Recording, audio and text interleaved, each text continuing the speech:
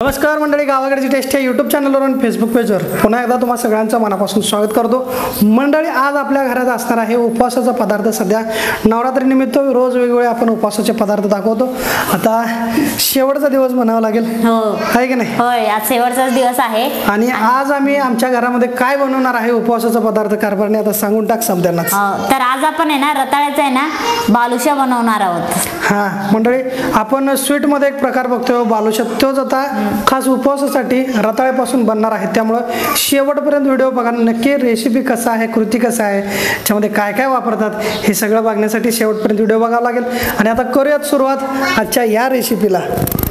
चालतंय काय? तुझ्यासारखंच गोड बालुशा बनवणार आहे मी। करणार ना? बरोबर। चला, तर आज आपण आहे ना उपवासासाठी आहे ना मस्त रताळ्याचं आहे ना आपण बालुशा बनवणार आहोत। तर ते बालुशा बनवण्यासाठी काय काय साहित्य लागतं ते आपण आता पाहूयात। इकडे बघू शकताय मी गॅसवरती आहे ना रताळे आता शिजायला ठेवलेलंच होतं। तर आता आपण रताळे शिजले नाही बघायचं आहे। बघा पूर्णपणे आहे ना रताळे आता शिजलेले आहे। तर आहे ना आपण इकडे घेतलेले आहे ते दूध पावडर घेतलेले आहे आणि इकडे घेतलेले आहे साखर आणि आपल्याला पाणी आणि तेल सुद्धा लागणार आहे। तर आता आपण आहे ना रताळे आपल्याला काढून घ्यायचं। तर ह्यातला आपण रताळा आहे ना थोडंसं गार झाले की आपण हे सगळं वरचं सोलपट आहे ना काढून घेणार आहोत। हे बघा आता गार झालेले आहे थोडंसं। तर आता आपण सगळं आहे ना वरचं साल काढून घेऊया। पूर्णपणे आहे ना शिजवून घ्यायचं रताळे। हे बघा ह्या पद्धतीने आपल्याला सगळं जो वरचं साल काढून घ्यायचं, मस्त लागतो खायला। तर आता आपण रताळ्याचं आहे ना वरचं साल सगळं काढून घेतलेले आहे। तर आता आपल्याला पूर्ण हाताने असं बारीक करून घेऊया। हे बघा ह्या पद्धतीने आपण सगळं आहे ना असं बारीक करून घ्यायचं। पूर्णपणे आपण शिजवून घेतलं ना म्हणजे पूर्णच बारीक होते, नाहीतर तुम्ही आहे ना असं बारीक खिसून घेतलं तरी पण चालेल, खिसणीचंच आहे ना। असं पूर्ण आहे ना पूर्ण मऊ व्हायला पाहिजे। तर ह्यामध्ये आपण इकडं हे दुधाचं पावडर घेतलं होतं ना ते घालायचं आहे। थोडं थोडं घालून आपण चांगलंच आहे ना सगळं एकजीव करून घेऊया। ह्यामध्ये आपण दुसरं काहीच वापरणार नाही, फक्त दूध पावडर आणि रताळे अजून थोडंसं घालूया।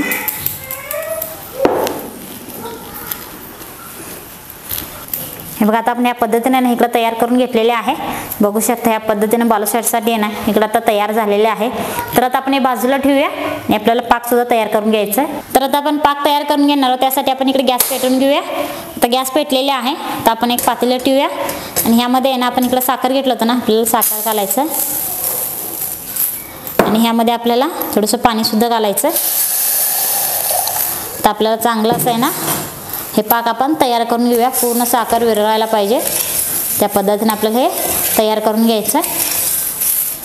तर पाकला आहे ना आपल्याला चांगलंसं साखर विरघळूसपर्यंत आहे ना आपल्याला असं आहे ना ढवळत राहायचं, जे एकसारखाच आपलं पाक तयार होते, खाली साखर वगैरे चिटकणार नाही काय नाही। आता थोडंफार साखर सुद्धा विरघळलेली आहे। ह्याच पद्धतीने आपल्याला आपण पाक तयार करून घ्यायचं आहे। पाक म्हटले की आपल्याला पूर्ण असं तार वगैरे येऊन द्यायचं नाही, म्हणजे साखर वगैरे विरघळले की आपल्याला ते काढूनच घ्यायचं आहे। म्हणजे काय होते आपण पूर्ण असं पाक धरलं ना ते घट्ट होत जाते, त्यामुळे आपल्याला थोडंसं पाक आले की आपल्याला हे काढून घ्यायचं आहे, म्हणजे ते बालुशामध्ये ना आतपर्यंत आहे ना चांगलं असं मुरलं जातोय। मग आता पूर्ण तर साखर सुद्धा विरघळलेली आहे। या पद्धतीने आहे ना आपला आता पाक तयार झालेले आहे। जास्त आपल्याला तार वगैरे येऊन द्यायचं नाही, असंच आपल्याला ना हे तयार करून घ्यायचं आहे। तर आता आपण आहे ना हे पाक आपण बाजूला ठेवूया आणि ह्यामध्ये आपण वरती आहे ना कढई ठेवायचं आहे। आपल्याला आता बालुशा तळून घ्यायचा आहे, त्यासाठी इकडं आपण कढई ठेवलेली आहे। त्यामध्ये आपण घालूया तेल। तेल आपल्याला चांगलं असं गरम करून घेऊया। इकडं तेल गरम होईपर्यंत आहे ना आपल्याला इकडं बालुशा तयार करून घ्यायचं आहे। थोडंसं आपण वरती आहे ना तेल लावून घेऊया, म्हणजे हाताला चिटकणार नाही, त्यामुळं असं आपल्याला थोडंसं तेल लावून घ्यायचं आहे। ह्यामधलं आपल्याला असं गोळा घेऊया।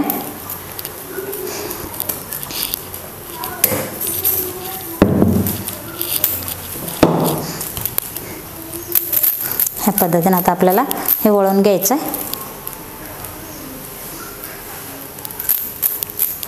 हे बघा ह्या पद्धतीने थोडंसं आपल्याला असं चपटं करून घ्यायचं आणि रोल करून घ्यायचं आणि आता आपल्याला मध्ये आहे ना होल पाडायचं। हे बघा ह्या पद्धतीने मस्त आहे ना असं होल पाडायला पाहिजे। दिसायला पण छान दिसतो आणि आतपर्यंत त्यांना चांगलासा तळला जातो. हे बघा, ह्या पद्धतीने आपण इकडे तयार करून घेतलेले आहे. असंच आपण आहे ना सगळं बालुशा तयार करून घेऊयात. दुसरा गोळा घेते.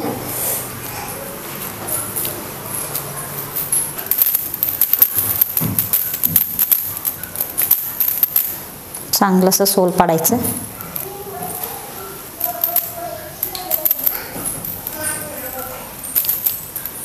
हे बघा, दोन्ही बाजूनं चांगलंसं आपल्याला हे तयार करून घ्यायचं.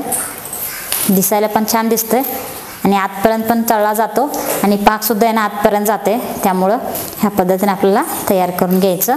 हे बघू शकतात आपण सगळे ना ह्या पद्धतीने तयार करून घेतलेले आहे. बघा, मस्त दिसायला पण छान दिसतो. आता आपण आहे ना इकडं आता तेलसुद्धा गरम झालेलेच आहे. तर आता आपण तेलामध्ये आहे ना तळून घेऊया. एक एक एक एक आपल्याला तेलामध्ये सोडायचं आणि चांगलंसं आपल्याला ना तळून घ्यायचं. मी 2 वेळा नाही तळून घेणार आहे. आता 3 घातलेले आहे, तर आपण नंतर 3 घालून आहे ना आपल्याला चांगलंसं तळून घ्यायचं. गॅस कमी करून आहे ना आपल्याला चांगलंसं हे तळून घेऊया. मग आता पलटी करून घेऊया. सारखं असं पलटी करून आहे ना आपल्याला चांगलंसं तळून घ्यायचं.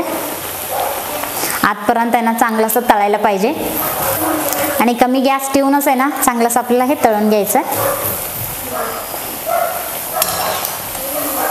बघा, मस्त तळला जातो.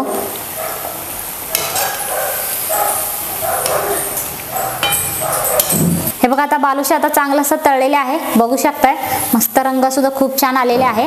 तर आता आपण हे तेलात नाही ना सगळं आपल्याला तेल निथळून काढायचं आहे आणि इकडे आपण पाक तयार करून घेतलं होतं ना ते आपण पाकामध्ये घालूया. जे चांगलंसं आहे ना आतपर्यंत पाक मुरेल. हे सुद्धा टाकते आणि आपण राहिलेलं आहे ना आपल्याला तेलामध्येच घालायचं आणि चांगलंसं हे सुद्धा आपल्याला तळून घ्यायचं. बघा, आता आपण हे तेलामध्ये सोडलेले आहे. तर आपण आहे ना चांगलंसं हे पाकामध्ये आपल्याला बुडवून घ्यायचं आहे. म्हणजे चांगलंसं पाक मुरायला पाहिजे आतपर्यंत. आपण आहे ना इकडे तेलामध्ये घातले ना हे सुद्धा आपल्याला चांगलंसं तळून घेऊया. हे बघा, हे सुद्धा आहे ना तेलामध्ये चांगलंसं तळलेलेच आहे. तर आता आपण हे बाजूला करूया आणि इकडे आपण हे पाकामध्ये सोडलं होतं ना. बघा, आता चांगलंसं आहे ना पाकामध्ये मुरलेले आहे. बघू शकताय. तर आता आपण आहे ना एक बाजूला काढून घेऊया आणि इकडे आपण हे ताटामध्ये काढून घेऊया.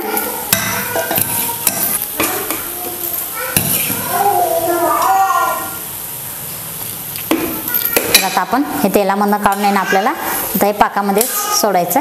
तर मी गॅस बंद केलेले आहे.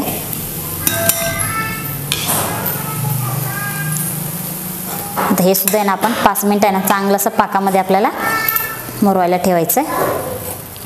चांगलंसं पाकामध्ये बुडवून घ्यायचं. हे बघा, आता हे सुद्धा आहे ना पाकामध्ये चांगलंसं मुरलेले आहे. तर आता आपण हे काढून घेऊया. दिसायला पण छान दिसतात आणि खायला तर मस्तच लागणार आहे.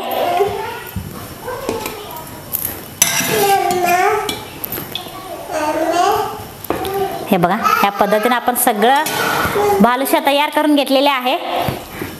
मस्त दिसतोय आणि वाटणार पण आहे उपवासाचं बालुशा आहे. तर मंडळी मस्तपैकी बालुशा तयार झाल्यात. दिसायला तर एकापेक्षा एक गोलाकार मस्त छान दिसायला लागल्यात. बघा, सुरुवातीला मला तर वाटलं हे काय होणार नाही, हे काय शक्य होणार नाही. पण हे बघा इकडे बघू शकताय मस्तपैकी नाही अशा पद्धतीनं गोलाकार का नाही छान तयार झालेले आहेत. आता मंडळी आता हातात घेतलेच म्हटल्यानंतर आता खाली ठेवण्यापेक्षा आता खाऊन टेस्टच करून बघूया. दोन्ही साईडनं चांगलं असं मुरलेले आहे. आजपर्यंत मुरले का बघा. हा, जबरदस्त रताळाचं बालुशा आहे, साधन आहे. होय, कारभार नाही मस्त गुळमाट झालं. तर झालेत का वाटते काय उपवासासाठी आहे म्हणून? नाही अजिबात वाटत ना. बाग बघ तो पण नाही तुम्ही घ्या, मी घेतो. घ्या. नाही घ्या. जबरदस्त बरं का. सगळ्या नवरात्रीमध्ये मला हे पदार्थ सगळ्यात जास्त आवडला. होय,